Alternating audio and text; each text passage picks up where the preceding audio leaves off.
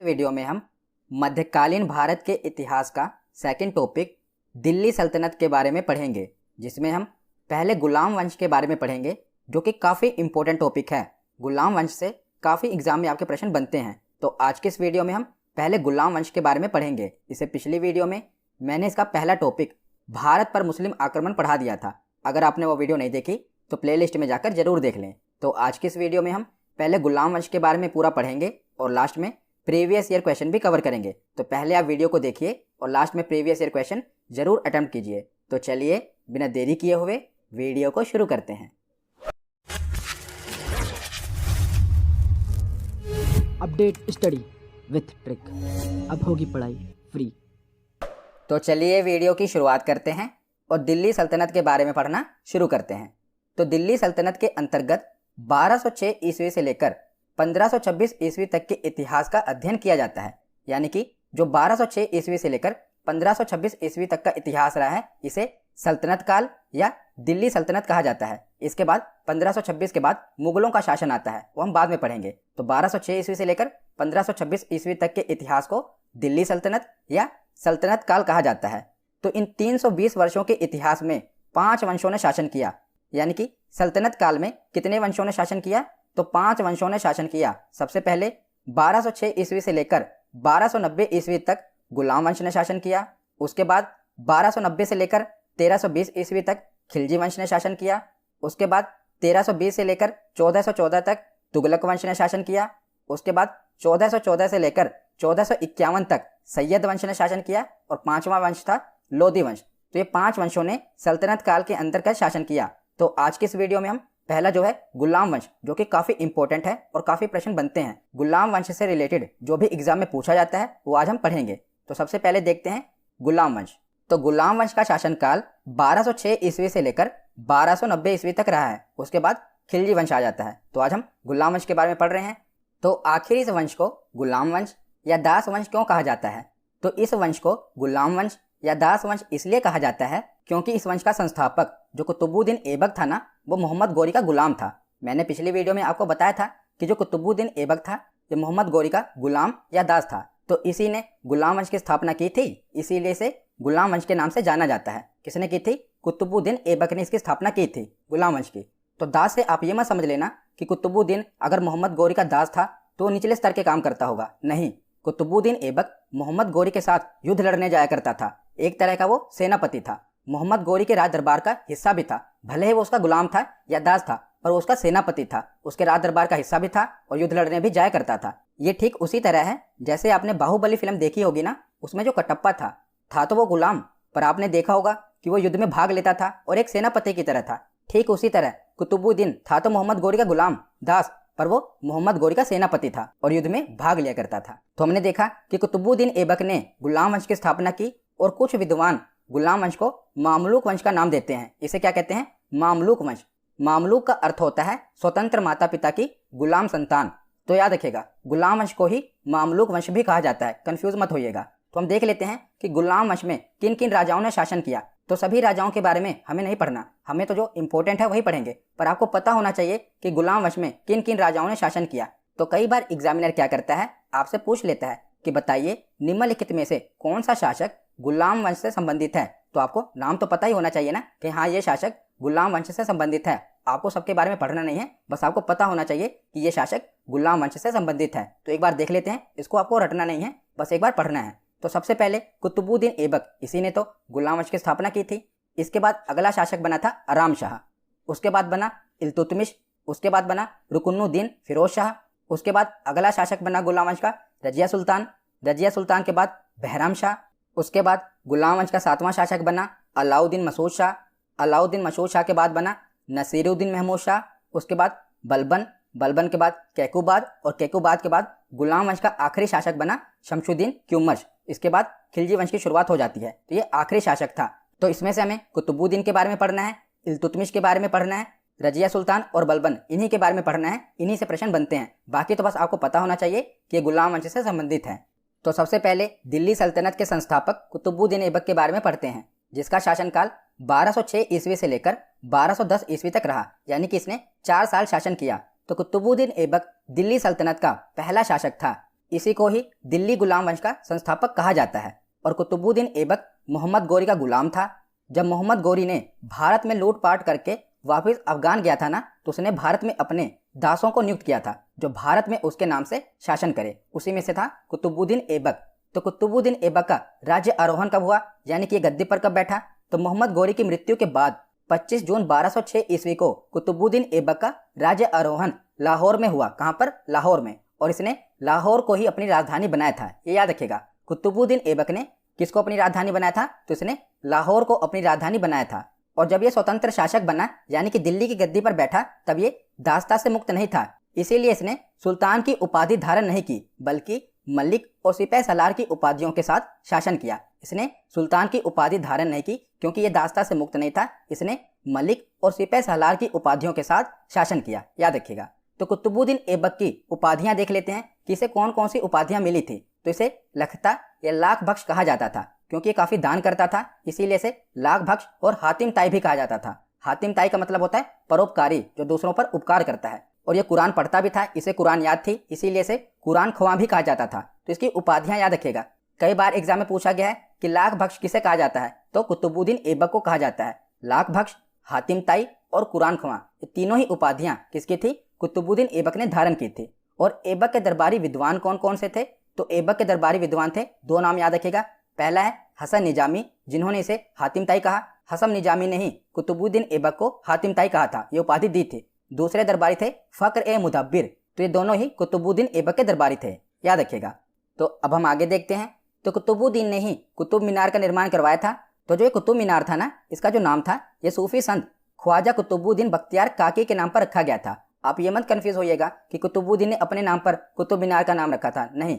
इसने अपने गुरु सूफी संत ख्वाजा कुतुबुद्दीन बख्तियार काकी के नाम पर इसका नाम रखा था। तो इसके लिए आधारशिला कुतुबुद्दीन ऐबक द्वारा रखी गई थी, जबकि इल्तुतमिश ने इसे पूरा किया था। तो जो कुतुब मीनार था, इसकी 2 मंजिलों का निर्माण कुतुबुद्दीन ऐबक ने करवाया था, जबकि शेष 3 मंजिलों को इल्तुतमिश ने पूरा करवाया था। इल्तुतमिश के बारे में आगे हम पढ़ेंगे। तो इसकी 2 मंजिलों का निर्माण कुतुबुद्दीन ऐबक ने करवाया था और इस कुतुब मीनार का पूरा निर्माण इल्तुतमिश ने करवाया था। तो बाद में क्या हुआ था कि इस मीनार के शीर्ष पर बिजली गिर गई थी, जिसके कारण ये क्षतिग्रस्त हो गया था। तो इसके शीर्ष का पुनः निर्माण फिरोज शाह तुगलक ने करवाया था। ये भी याद रखेगा, ये तुगलक वंश का शासक था फिरोज शाह तुगलक। इसने इसके शीर्ष का यानी कि शिखर का पुनः निर्माण करवाया था, जो कि बिजली गिरने के कारण क्षतिग्रस्त हो गया था। तो याद रखेगा कि कुतुब मीनार के निर्माण में 3 लोगों का भाग था, कुतुबुद्दीन ऐबक का, इल्तुतमिश का और फिरोज शाह तुगलक का। तो उसके बाद आगे हम कुतुबुद्दीन ऐबक के द्वारा कुछ और निर्माण कार्य देख लेते हैं, जो कि एग्जाम में डायरेक्ट पूछे गए हैं। तो सबसे पहले है कुव्वत उल इस्लाम मस्जिद, जो कि दिल्ली में है। इसका निर्माण भी कुतुबुद्दीन ऐबक ने करवाया था। और दूसरा है 2.5 दिन का झोपड़ा, जो कि राजस्थान में है। इसका निर्माण भी कुतुबुद्दीन ऐबक ने करवाया था। कुव्वत उल इस्लाम मस्जिद, 2.5 दिन का झोपड़ा और कुतुब मीनार, इन तीनों का निर्माण कुतुबुद्दीन ऐबक ने करवाया था। तो उसके बाद आगे है कि 1210 ईस्वी में लाहौर में चौगान का खेल खेलते समय घोड़े से गिर जाने के कारण कुतुबुद्दीन ऐबक की मृत्यु हो गई थी। तो चौगान का खेल, जिसे पोलो कहा जाता है, तो पोलो का खेल खेलते समय जो कुतुबुद्दीन ऐबक था, ये घोड़े से गिर गया था और घोड़ा इसके ऊपर चढ़ गया था, जिसके कारण इसकी मृत्यु हो गई थी। याद रखिएगा, कौन सा खेल खेलते समय? चौगान का खेल, या जिसे हम पोलो कहते हैं। तो एग्जाम में ये पूछा गया है कि चौगान का खेल खेलते समय किस शासक की मृत्यु हो गई थी? तो कुतुबुद्दीन ऐबक की मृत्यु हो गई थी। तो कुतुबुद्दीन ऐबक की मृत्यु के बाद जिसका पुत्र था आराम शाह, इसको लाहौर की गद्दी पर बैठा दिया गया। पर यह एक अयोग्य शासक था। इसने केवल 8 महीनों तक ही शासन किया। उसके बाद 1211 ईस्वी में इल्तुतमिश ने इसे हटाकर खुद शासक बन गया। कौन? इल्तुतमिश। पहले कौन था? आराम शाह। जब कुतुबुद्दीन ऐबक की अचानक मृत्यु हो गई, तो इसके बेटे आराम शाह को लाहौर की गद्दी पर बैठा दिया गया। जितने आराम से इसे बैठाया गया, उतने ही आराम से इल्तुतमिश ने इसे हटा दिया। 8 महीनों तक ही केवल आराम शाह ने शासन किया। उसके बाद अगला शासक बना इल्तुतमिश। तो इल्तुतमिश इंपॉर्टेंट है, इसके बारे में हम पढ़ते हैं। तो इल्तुतमिश का शासनकाल 1211 ईस्वी से लेकर 1236 ईस्वी तक का रहा है। और आराम शाह को गद्दी से हटाने के बाद इल्तुतमिश अगला शासक बनना। यह कुतुबुद्दीन ऐबक का दामाद और गुलाम था। तो जो इल्तुतमिश था ना, ये पहले कुतुबुद्दीन ऐबक का गुलाम था, बाद में ये इसका दामाद बन गया और बाद में ये आप देख ही रहे हैं कि गुलाम वंश का शासक बन गया। और जो ये इल्तुतमिश था, ये कुतुबुद्दीन ऐबक के समय बदायूं का सूबेदार था। याद रखिएगा। और इल्तुतमिश ने दिल्ली को अपनी राजधानी बनाया। ये बहुत ही इंपॉर्टेंट है। अभी तक हमने देखा कि जो कुतुबुद्दीन ऐबक था, उसने लाहौर को अपनी राजधानी बनाया था। उसके बाद उसके बेटे ने भी लाहौर को ही अपनी राजधानी बनाया था। पर इल्तुतमिश ने लाहौर से राजधानी को बदलकर कहां पर लेकर गया? ये दिल्ली। इसने दिल्ली को अपनी राजधानी बनाया, ये इंपॉर्टेंट है। और इल्तुतमिश ने बगदाद के खलीफा से सुल्तान की उपाधि धारण की, जो कुतुबुद्दीन ऐबक था उसने सुल्तान की उपाधि धारण नहीं की थी, पर जो इल्तुतमिश है ना, इसने सुल्तान की उपाधि धारण की, इसीलिए इसे दिल्ली सल्तनत का वास्तविक संस्थापक माना जाता है। संस्थापक तो वैसे कुतुबुद्दीन ऐबक है, पर वास्तविक संस्थापक किसे कहा जाता है? इल्तुतमिश को, क्योंकि इसने सुल्तान की उपाधि धारण की थी। तो सुल्तान की उपाधि किससे ली इसने? बगदाद के खलीफा से। खलीफा यानी कि मुसलमानों का जो धर्म गुरु होता था उसे खलीफा कहा जाता था, तो उससे इसने सुल्तान की उपाधि धारण की थी, इसीलिए इसे दिल्ली सल्तनत का वास्तविक संस्थापक माना जाता है। तो इल्तुतमिश के समय एक मंगोल आक्रमणकारी चंगेज खां, आपने इसका नाम सुना ही होगा, चंगेज खां का नाम। तो चंगेज खां ने जलालुद्दीन मांग बरनी पर आक्रमण किया था। तो जो जलालुद्दीन मांग बरनी था ना, ये इल्तुतमिश के पास आया और इसे शरण मांगी और कहा कि मेरे ऊपर आक्रमण हुआ है, कृपया आप मुझे बचाएं।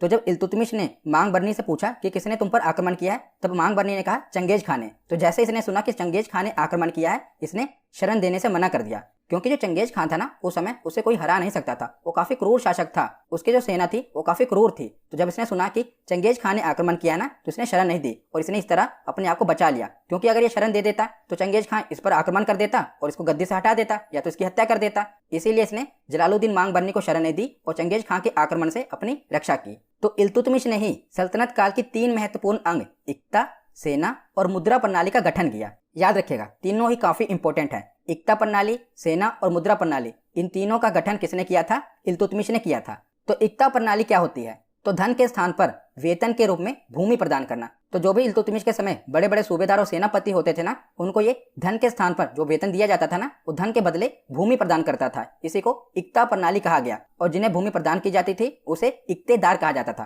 प्रणाली का नाम था इक्ता प्रणाली और जिसे भूमि प्रदान की जाती थी उसे इक्तेदार कहा जाता था। और उसके बाद देखते हैं सेना। तो इल्तुतमिश ने 40 तुर्क सरदारों का एक सलाहकार परिषद बनाया था, जिसे तुर्क ए चिहलमानी या दल चालीसा के नाम से जाना जाता था। और इस दल चालीसा का काफी इंपॉर्टेंट रोल रहेगा आगे गुलाम वंश को चलाने में। तो याद रखिएगा, इस दल चालीसा का गठन किसने किया? इल्तुतमिश ने। इसमें 40 तुर्क सरदार थे जो कि इसके सलाहकार थे।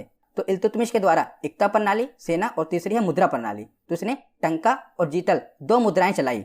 तो टंका जो था ये चांदी का सिक्का था और जो जीतल था ये तांबे का सिक्का था। तो इसने मुद्राएं चलाई थी टंका और जीतल, याद रखिएगा।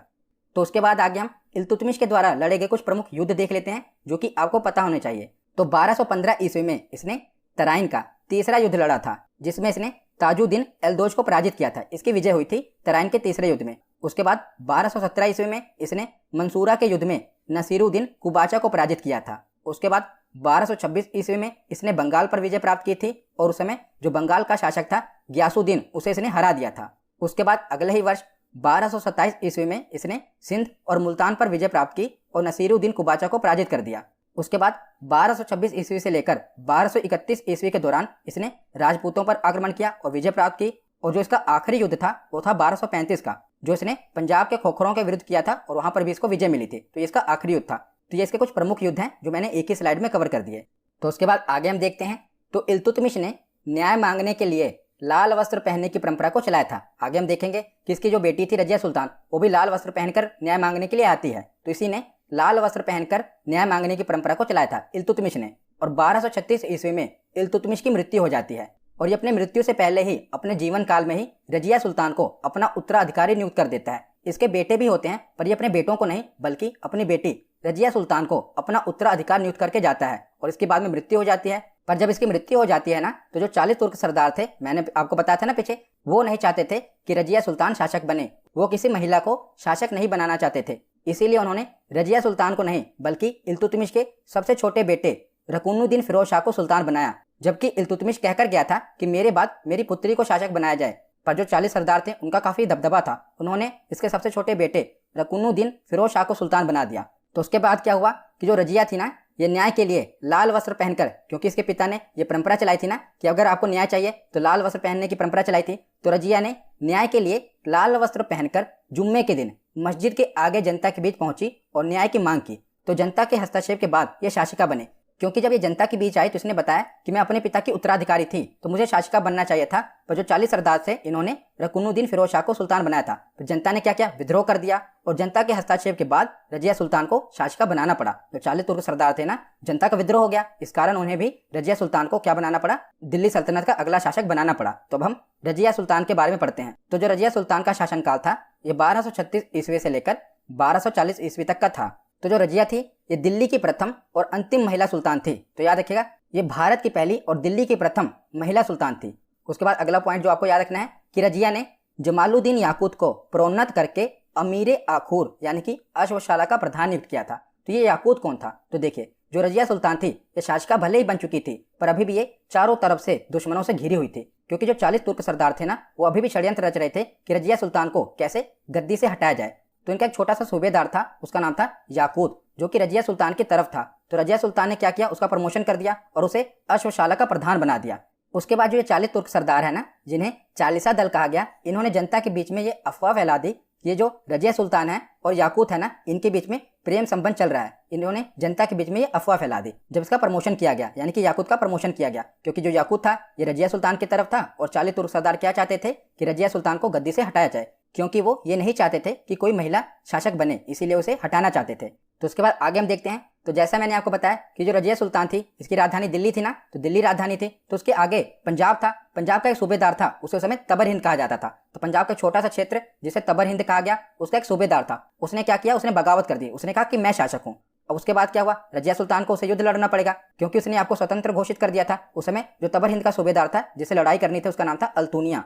अब क्या हुआ, रजिया सुल्तान को अल्तुनिया से लड़ाई करनी पड़ेगी और अल्तुनिया ने क्या किया कि रजिया सुल्तान को हरा दिया। पहले तो क्या हुआ कि रजिया सुल्तान ने काफी वीरता से लड़ाई की, पर बाकी के जो सेनापति थे ना, उन्होंने रजिया सुल्तान का साथ नहीं दिया, क्योंकि वो चाहते थे कि ये हार जाए। इसीलिए क्या हुआ कि जो अल्तुनिया था वो रजिया सुल्तान पर भारी पड़ा और उसने रजिया सुल्तान को हरा दिया। पर रजिया सुल्तान ने भी गेम खेल दी। जब रजिया सुल्तान हार गई ना, तो उसने अल्तुनिया से विवाह कर लिया। याद रखिएगा, इसने क्या किया, अल्तुनिया से विवाह कर लिया। उसके बाद क्या हुआ कि 1240 में कैथल के निकट रजिया और अल्तुनिया की हत्या करा दी गई। अलग अलग इतिहासकारों का अलग अलग मानना है। कोई कहता है कि डाकुओं ने हत्या कर दी, कोई कहता है कि जो ये 40 सेनापति थे इन्होंने हत्या करवा दी। बस आपको ये जानना है कि 1240 में कैथल के निकट रजिया और अल्तुनिया की हत्या करा दी गई। तो रजिया सुल्तान के बाद कुछ और भी शासक बने, पर ये इतने योग्य नहीं थे। तो एक बार हम देख लेते हैं। तो देखिए, हमने पहले पढ़ा था कि इल्तुतमिश के बाद कौन बना था, रकुनुद्दीन फिरोज शाह, जबकि बनना किसको चाहिए था, रजिया को। फिर रकुनुद्दीन फिरोज शाह को हटाया गया और रजिया को शासिका बनाया गया। तो जब रजिया की हत्या हो गई ना, उसके बाद शासक कौन बना, बहराम शाह, जो कि इल्तुतमिश का पुत्र था, यानी कि रजिया सुल्तान का भाई था। उसके बाद ये शासक बना, परंतु इसने कोई ऐसा कार्य नहीं किया जो कि आपको पढ़ाया जाए। तो बहराम शाह के बाद अगला शासक बना अलाउद्दीन मसूद शाह। ये कौन था, तो ये रकुनुद्दीन फिरोज शाह का पुत्र था, यानी कि रजिया सुल्तान का जो भाई था ना, रकुनुद्दीन फिरोज शाह, उसका बेटा था। तो आपको ये रिश्ते याद नहीं करने, बस मैं आपको एक बार बता रहा हूँ कि देखिए कि रजिया सुल्तान के बाद बहराम शाह बना, बहराम शाह के बाद बना अलाउद्दीन मसूद शाह, और अलाउद्दीन मसूद शाह के बाद बना नसीरुद्दीन महमूद शाह।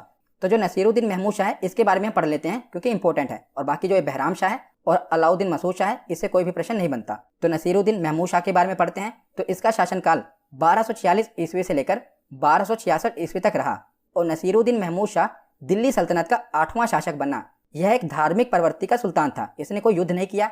यह कुरान की प्रतियां लिखा करता था और टोपी सिलकर और कुरान की प्रतियों को बेचकर अपना जीवन यापन करता था। मतलब कि एक प्रकार का ये धार्मिक प्रवृत्ति का सुल्तान था। कोई इसने युद्ध वगैरह नहीं किया। इसने क्या किया कि बलबन को अपना वजीर बनाया, याद रखेगा बलबन को। और बलबन ने क्या किया कि अपनी पुत्री का विवाह नसीरुद्दीन महमूद शाह से करा दिया। और उसके बाद में क्या हुआ कि जब नसीरुद्दीन की मृत्यु हो गई ना, यही जो बलबन है ये अगला शासक बना। इंपॉर्टेंट है, याद रखेगा। इसीलिए मैंने आपको बताया नसीरुद्दीन महमूद शाह के बारे में, क्योंकि इसने बलबन को अपना वजीर बनाया। और बलबन ने क्या किया, जो उसकी बेटी थी ना, उसकी शादी नसीरुद्दीन महमूद शाह से करा दी, यानी कि नसीरुद्दीन महमूद शाह बलबन का दामाद था। और जब नसीरुद्दीन महमूद शाह, जो कि बलबन का दामाद था, वो मर गया, तो बलबन उसकी गद्दी पर बैठा और अगला शासक बना। अब हम बलबन के बारे में पढ़ते हैं। तो जो बलबन था, इसका शासनकाल 1266 ईस्वी से लेकर 1286 ईस्वी तक रहा।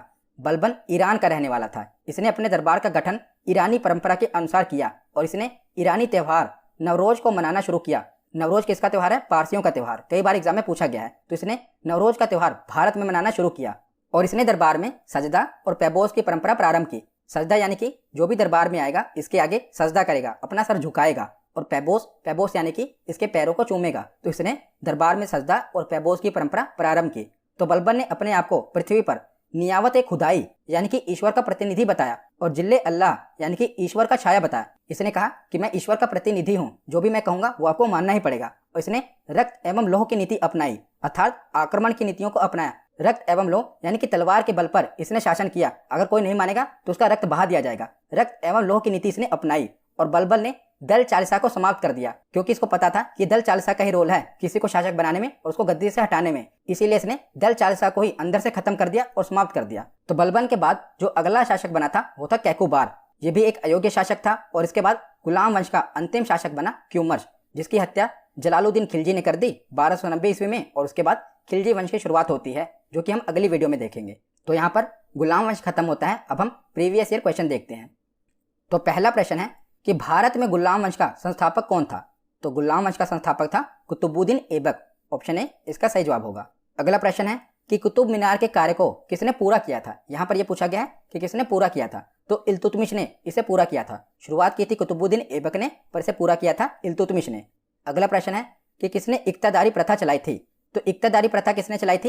इल्तुतमिश ने चलाई थी। ऑप्शन सी इसका सही जवाब होगा। अगला प्रश्न है कि रजिया सुल्तान किसकी बेटी थी? तो बताइए रजिया सुल्तान किसकी बेटी थी? तो ये इल्तुतमिश की बेटी थी। ऑप्शन ए इसका सही जवाब होगा। अगला प्रश्न है कि लाख बख्श के नाम से जाना जाने वाला भारतीय शासक कौन था? तो ये कौन था जिसने लाख बख्श की उपाधि धारण की थी? तो ये था कुतुबुद्दीन ऐबक। ऑप्शन सी इसका सही जवाब होगा। अगला प्रश्न है कि निम्नलिखित में से वह दिल्ली का सुल्तान कौन था जिसकी मृत्यु चौगान यानी कि पोलो खेलते हुए हुई थी? तो किसकी मृत्यु चौगान खेलते हुए हुई थी? कुतुबुद्दीन ऐबक की। ऑप्शन ए इसका सही जवाब होगा। अगला प्रश्न है कि कुव्वत उल इस्लाम मस्जिद का निर्माण किसके द्वारा किया गया था? तो कुव्वत उल इस्लाम मस्जिद का निर्माण कुतुबुद्दीन ऐबक के द्वारा करवाया गया था। ऑप्शन ए इसका सही जवाब होगा। अगला प्रश्न है कि निम्नलिखित में से कौन सा शासक गुलाम राजवंश से संबंधित है? तो कौन सा शासक है जो गुलाम वंश से संबंधित है? तो यह है इल्तुतमिश। अगला प्रश्न है कि उत्तरी भारत की प्रथम महिला शासक, दिल्ली पर राज करने वाली प्रथम महिला शासक कौन थी? तो ये थी रजिया सुल्तान। ऑप्शन ए इसका सही जवाब होगा। अगला प्रश्न है कि गुलाम वंश के आरंभिक शासकों का निम्न में से कौन सा सही अनुक्रम है? तो सही क्रम में आपको व्यवस्थित करना है। तो सबसे पहले अगर हम निम्नलिखित में से देखें तो सबसे पहले कुतुबुद्दीन ऐबक आएगा, क्योंकि यही तो संस्थापक था। तो कुतुबुद्दीन ऐबक के बाद अगला शासक बना था आराम शाह, और आराम शाह के बाद इल्तुतमिश, और इल्तुतमिश के बाद इसमें से देखा जाए तो बचा रजिया सुल्तान। तो इसका ऑप्शन सही होगा ऑप्शन बी। पहले कुतुबुद्दीन ऐबक, उसके बाद आराम शाह के बाद इल्तुतमिश, और सबसे आखिरी में रजिया सुल्तान। आज का आखिरी प्रश्न है कि 2.5 दिन का झोपड़ा मस्जिद अजमेर का निर्माण किसने करवाया था? तो 2.5 दिन के झोपड़े का निर्माण करवाया था कुतुबुद्दीन ऐबक ने। ऑप्शन बी इसका सही जवाब होगा। तो आज की ये वीडियो यहीं पर खत्म होती है। कैसी लगी ये वीडियो कमेंट सेक्शन में जरूर बताइएगा। धन्यवाद।